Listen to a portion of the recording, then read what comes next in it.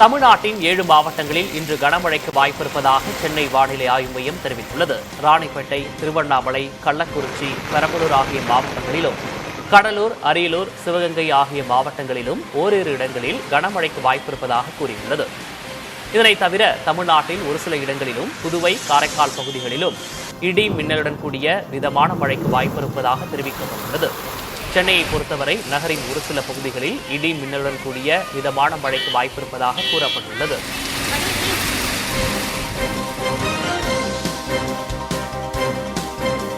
திருச்சி மாவட்டம் துறையூர் அருகே உள்ள சிறுநாவலூர் ஏரியில் எரக்குடி, மேட்டூர் உள்ளிட்ட 10க்கும் மேற்பட்ட கிராமங்களைச் சேர்ந்த மக்கள் பாரம்பரிய மீன்பிடி திருவிழாவை கொண்டாடினர்.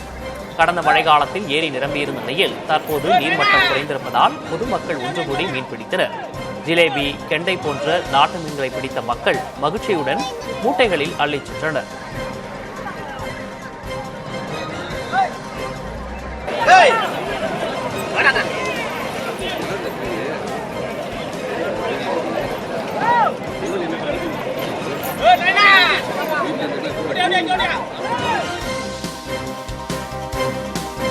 திருப்பத்தூர் அருகே வேளங்குடியில் ஆடி மாத திருவிழாவை முன்னிட்டு வடமாடு மஞ்சு விரட்டு போட்டி விறுவிறுப்பாக நடைபெற்றது.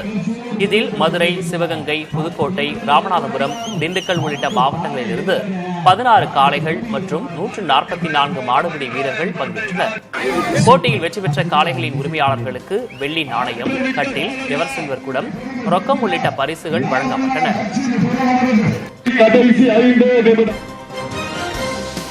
அந்தியூர் அருகே குதிரை சந்தைக்கு அமைக்கப்பட்டிருந்த தற்காலிக கூடாரங்கள் பலத்த காற்றுடன் பெய்த மழையால் சேதமடைந்தன. புதுப்பாளையம் குருநாத சுவாமி திருக்கோயில் தேர் திருவிழா வரும் 13ஆம் தேதி தொடங்க உள்ளது. இதனை முன்னிட்டு குதிரை சந்தை வெகு சிறப்பாக நடைபெறும். இதற்காக அமைக்கப்பட்டிருந்த தற்காலிக கூடாரங்கள் கனமழையால் பெயர்ந்து விழுந்த நிலையில் நல்வாய்ப்பாக யாருக்கும் காயம் ஏற்படவில்லை.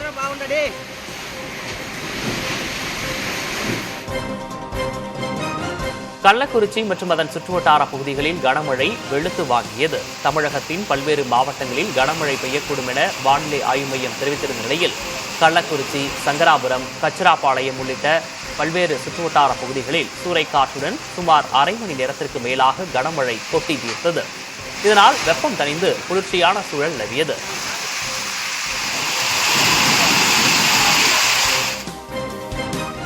சென்னை பெசன்ட் நகர் கடற்கரை அருகில் மாற்றுத்திறனாளிகள் விழிப்புணர்வு நடைபயண நிகழ்ச்சியை அமைச்சர் மா சுப்பிரமணியன் கொடியசைத்து தொடங்கி வைத்தார். 3வது ஆண்டாக வாக்கலாங் 3.0 என்ற மாற்றுத்திறனாளிகள் குறித்த விழிப்புணர்வு நடைபயண நிகழ்ச்சி நடைபெற்றது. இதில் மாற்றுத்திறனாளிகள் மற்றும் பொதுமக்கள் என 500க்கும் மேற்பட்டோர் கலந்து கொண்டனர்.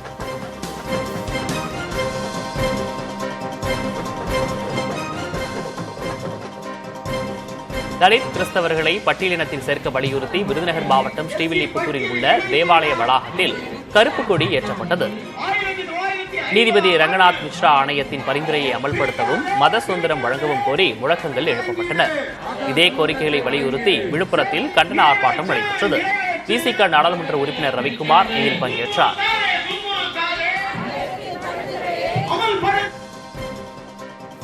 சிவகங்கை அருகே ரோஸ் நகரில் கிருஷ்ண ஜெயந்தி விழாவை முன்னிட்டு நடைபெற்ற மாட்டு வண்டி பந்தயத்தில் 43 ஜோடி மாடுகள் கலந்து கொண்டன. பெரிய மாடு, சின்ன மாடு, பூஞ்சிட்டு என 3 பிரிவுகளாக நடைபெற்ற போட்டியில் சிவகங்கை, மதுரை, ராமநாதபுரம் உள்ளிட்ட பல மாவட்டங்களிலிருந்தும் மாட்டு வண்டிகள் பங்கேற்றன. சாலைகளின் இருபுறமும் திரண்டிருந்த மக்கள் ஆரவாரத்துடன் கண்டுகளித்தனர். போட்டியின் இறுதியில் வெற்றி பெற்றவர்களுக்கு ரொக்க பரிசுகளும் கோப்பைகளும் வழங்கப்பட்டன.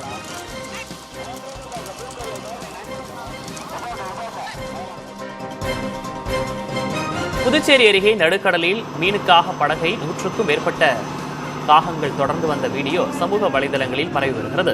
பாகூர் தொகுதிக்குட்பட்ட மூர்த்திக்குப்பம் மற்றும் புதுக்குப்பத்தைச் சேர்ந்த மீனவர்கள் வலையில் அதிக அளவில் சிக்கிய மத்தி மீன்களுடன் கரைக்கு திரும்பிக் கொண்டிருந்தனர். அப்போது நடுக்கடலில் படகில் இருந்த மீனுக்காக 100க்கும் மேற்பட்ட காகங்கள் கூட்டமாக படகை பின்தொடர்ந்து வந்தன.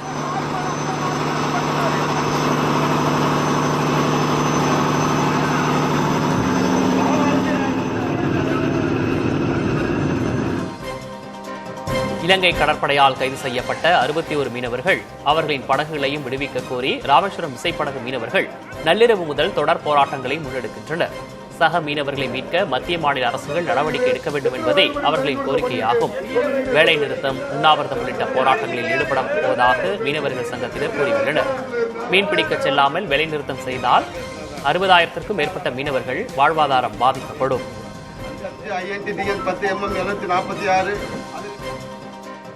ஞாயிற்றுக்கிழமை வார விடுமுறையை முன்னிட்டு நீலகிரி மாவட்டம் உதகையில் ஏராளமான சுற்றுலா பயணிகள் குவிந்தனர்.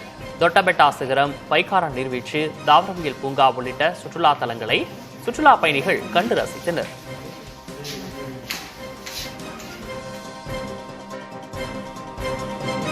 ஈரோடு மாவட்டம் சத்தியமங்கலத்தில் நூற்றுக்கணக்கான பெண்கள் கஞ்சி கலயம் சுமந்து சென்று வழிபாடு நடத்தினர். சத்தியமங்கலம் ஆதிபராசக்தி வழிபாட்டு மையம் சார்பில் ஆடிப்பூர பெருவிழா நடைபெற்றது. இதில் ஆதிபராசக்தி கோவிலிலிருந்து நூற்றுக்கணக்கான பெண்கள் கஞ்சி கலயம் சுமந்து ஊர்வலமாக சென்றனர். இந்த ஊர்வலம் கோட்டூர் வீரம்பாபாளையம், கடைவீதி, திப்பு சுல்தான் சாலை, தண்டு மாரியம்மன் கோயில் வழியாக மீண்டும் ஆதிபராசக்தி வந்தடைந்தது.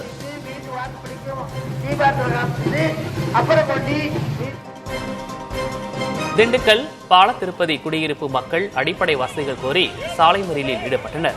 குடிநீர் கழிவுநீர் வசதிகள் இல்லாத நிலையில் குடிநீர் குழாய் அமைக்க வந்த மாநகராட்சி அதிகாரிகளை கணேஷ் பாபு என்பவர் தடுத்ததாக கூறப்படுகிறது. இதனால் ஆத்திரமடைந்த பொதுமக்கள் தாடிக்கொம்பு பிரதான சாலையில் மறியலில் ஈடுபட்டனர். போலீசார் பேச்சுவார்த்தை நடத்தியதை அடுத்து போராட்டம் கைவிடப்பட்டது. மாவட்ட நிர்வாகம் தலையிட்டு தீர்வு காண வேண்டும் என மக்கள் கோரிக்கை விடுத்துள்ளனர்.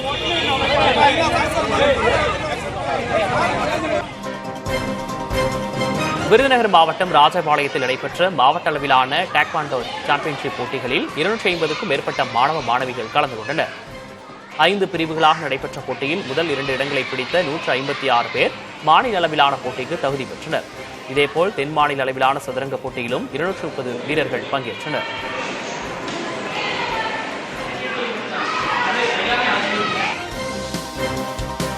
திண்டுக்கல் மாவட்டம் கொடைக்கானலில் கடும் பனிமூட்டத்துடன் மழை தொடர்கிறது. இதனால் சுற்றுலா தலங்களை ரசிக்க முடியாமல் சுற்றுலா பயணிகள் ஏமாற்றத்துடன் திரும்பிச் செல்கின்றனர். அதே வேளையில் தொடர்ந்து 2வது நாளாக மழை பெய்து வருவதால் விவசாயிகள் மகிழ்ச்சி அடைந்துள்ளனர். காது கேளாத மற்றும் வாய்ப்பேச இயலாத மாற்றுத்திறனாளிகளின் உதவித்தொகையை 6,000 ரூபாயாக உயர்த்தி வழங்க தமிழ்நாடு காது கேளாதோர் கூட்டமைப்பு கோரிக்கை விடுத்துள்ளது. கிருஷ்ணகிரி மாவட்டம் ஓசூரில் நடைபெற்ற இக்கூட்டமைப்பின் மாநில மாநாட்டில் முன்னாள் அமைச்சர்கள் முனுசாமி, பாலகிருஷ்ண ரெட்டி ஆகியோர் வாழ்த்துரை வழங்கினர். காது கேளாத, வாய்ப்பேச இயலாத மாற்றுத்திறனாளிகளுக்கான உதவித்தொகை அனைத்து பயனாளிகளையும் சென்றடையும் வகையில் அதற்கான நிபந்தனைகளை நீக்க வேண்டும் உள்ளிட்ட தீர்மானங்கள் மாநாட்டில் நிறைவேற்றப்பட்டன.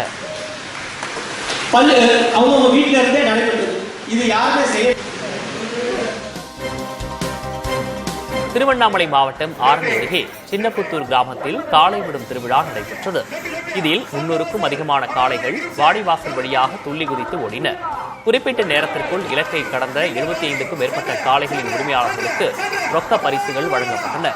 திருவண்ணாமலை மாவட்டத்தில் காளை விடும் திருவிழா நடத்த அனுமதி மறுக்கப்பட்டதால் நீதிமன்றத்தின் சிறப்பு அனுமதி பெற்று விழா நடைபெற்றது.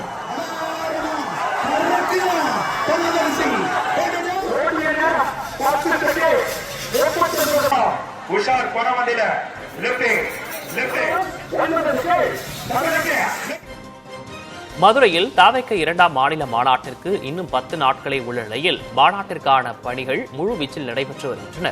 1,00,000க்கும் மேற்பட்டோர் அமர இருக்கைகள், பிரம்மாண்ட மேடை, குடிநீர் வசதி உட்பட அனைத்து ஏற்பாடுகளும் தயார் செய்யப்பட்டு வருகின்றன.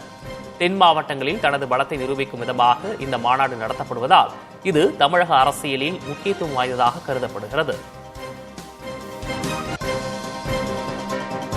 தலித் கிறிஸ்தவர்களை எஸ்சி பட்டியலில் சேர்க்க கோரி கடலூர் பழைய மாவட்ட ஆட்சியர் அலுவலகம் எதிரே போராட்டம் நடைபெற்றது.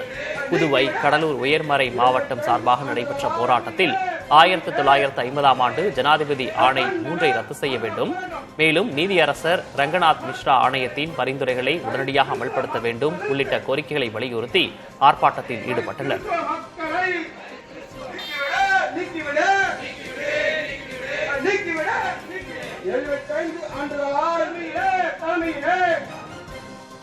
கரடி நடமாட்டத்தால் நாமக்கல் அருகே புளியஞ்சோலை சுற்றுலா மையம் தற்காலிகமாக மூடப்பட்டுள்ளது.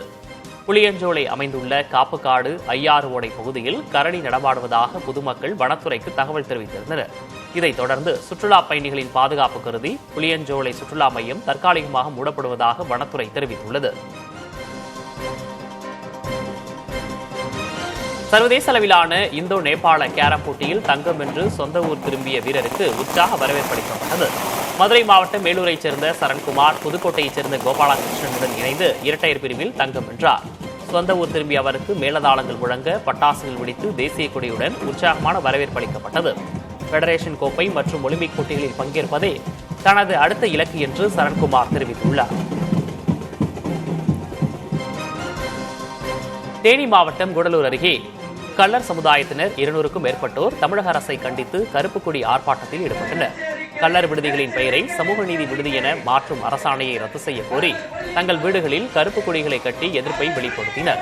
தங்கள் கோரிக்கையை அரசு ஏற்கவில்லை என்றால் எந்த கட்சியினரையும் வாக்கு கேட்டு அனுமதிக்க மாட்டோம் என போராட்டக்காரர்கள் எச்சரித்தனர்.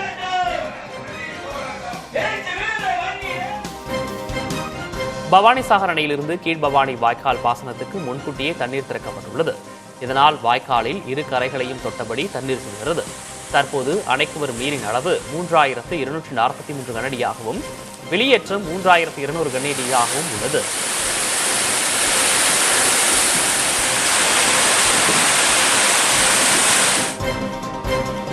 உலக புகழ்பெற்ற சுற்றுலா தலமான கன்னியாகுமரியில் வானம் வரும் முறையை முன்னிட்டு சூரிய உதயத்தை காண ஏராளமான சுற்றுலா பயணிகள் குவிந்தனர்.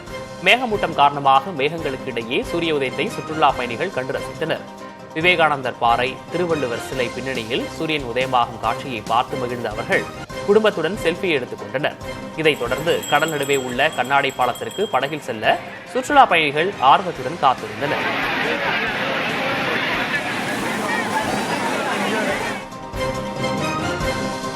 ராணிப்பேட்டை மாவட்டத்தில் பெய்த தொடர் மழையின் காரணமாக 500 ஏக்கர் பரப்பளவிலான நெற்பயிர்கள் நீரில் மூழ்கி சேதமடைந்துள்ளது. வாலாஜா அடுத்த முசிறி, வள்ளுவம்பாக்கம், ராமாபுரம் உள்ளிட்ட பல்வேறு பகுதிகளில் அறுவடைக்கு தயாராக இருந்த நெற்பயிர்கள் சேதமடைந்துள்ளது. வேதனையடைந்துள்ள விவசாயிகள் சேதமடைந்த நெற்பயிர்களை கணக்கிட்டு உடனடியாக உரிய நிவாரணம் வழங்க வேண்டும் என கோரிக்கை விடுத்துள்ளனர். திருச்சி கலைஞர் அறிவாலயத்தில் செட்டிநாடு சந்தை என்ற பெயரில் பிரம்மாண்ட கண்காட்சி நடைபெற்றது. நகராட்சி நிர்வாகத்துறை அமைச்சர் கே நேரு இதை தொடங்கி வைத்தார். இந்த கண்காட்சியில் செட்டிநாட்டு மக்களின் பாரம்பரிய உடை, கைவினைப் பொருட்கள் மற்றும் வைர நகைகள் என 94 அரங்குகள் அமைக்கப்பட்டுள்ளன. முக்கியமாக சுவையான செட்டிநாடு உணவுகளை அங்கேயே அமர்ந்து சாப்பிடும் வகையிலும் ஏற்பாடுகள் செய்யப்பட்டிருந்தன. இந்த சமூகத்தின் பாரம்பரிய கலாச்சாரத்தை வெளிப்படுத்தும் நோக்கில் 2வது முறையாக கண்காட்சி நடைபெற்றது.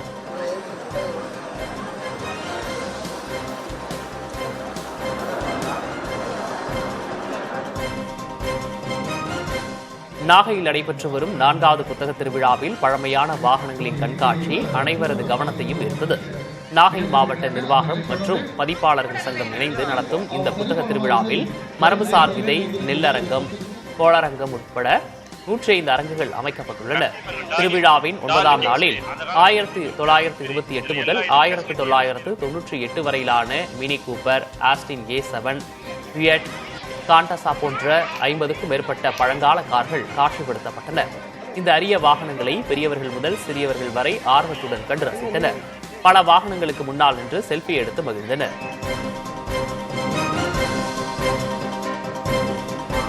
திருச்செந்தூர் முருகன் கோயிலில் நாளையுடன் மண்டல பூஜை நிறைவடைய உள்ள நிலையில் விடுமுறை தினத்தை முன்னிட்டு பக்தர்கள் கூட்டம் அலைமோதி வருகிறது.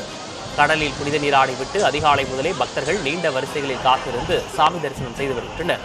இதனால் பொது தரிசன வரிசை, 100 ரூபாய் கட்டண தரிசன வரிசை, மூத்த குடிமக்களுக்கான சிறப்பு வரிசை என அனைத்து வரிசைகளிலும் பக்தர்களின் கூட்டம் நிரம்பி காணப்படுகிறது.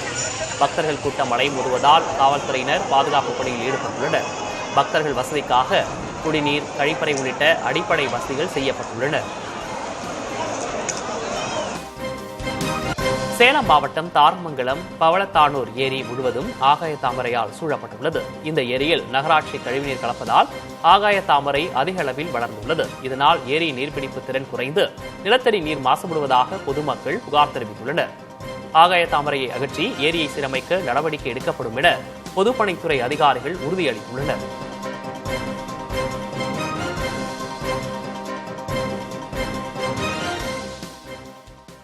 அண்மை செய்திகளுக்கு இணைந்திருங்கள் புதிய தலைமுறையுடன்.